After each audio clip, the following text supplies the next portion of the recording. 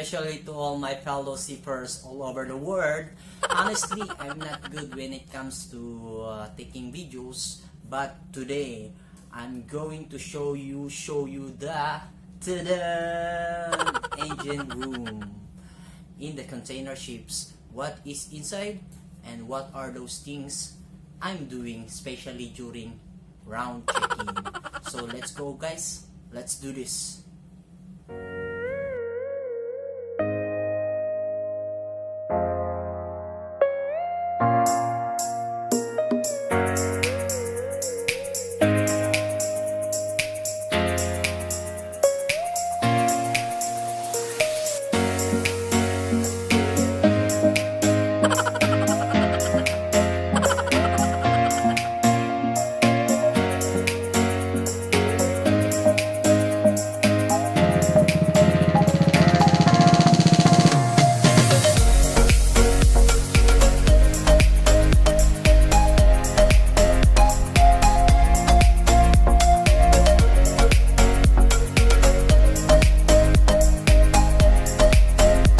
During round checking, some of the things must be carried out.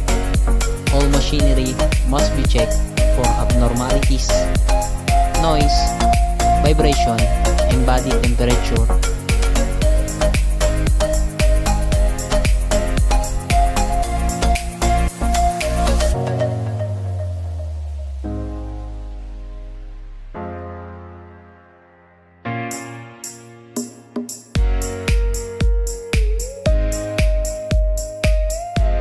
Verify the soundings, taking of all engine room tanks are of safe and nominal level.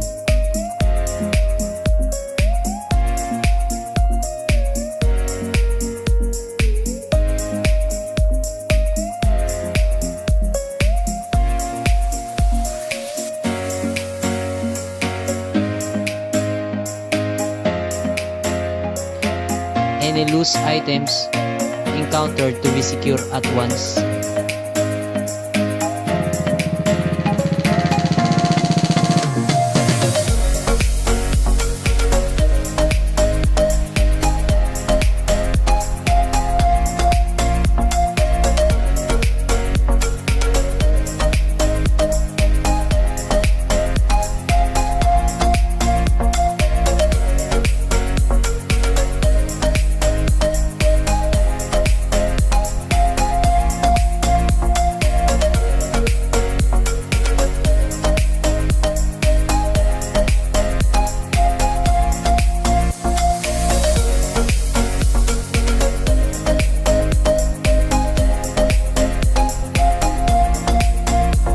Machineries in operations are running in good conditions.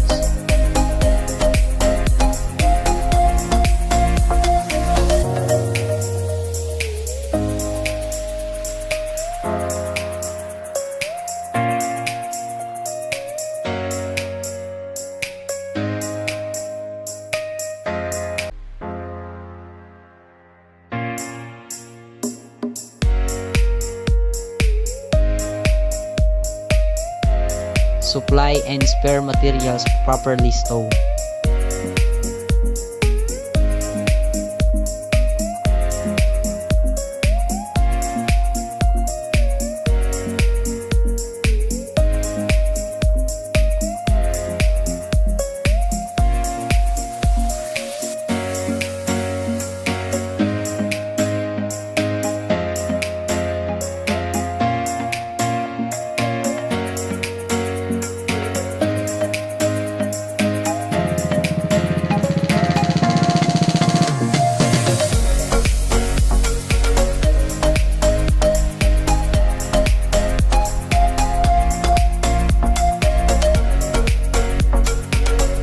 All engine room bilge must be empty.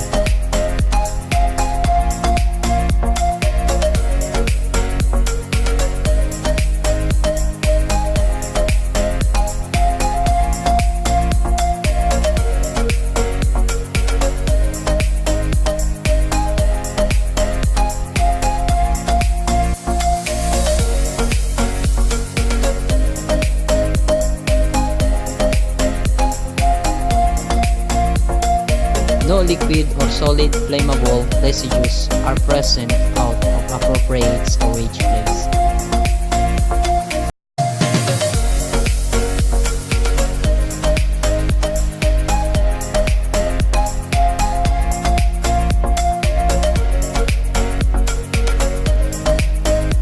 All compressed air line in air vessel to drain off condensate.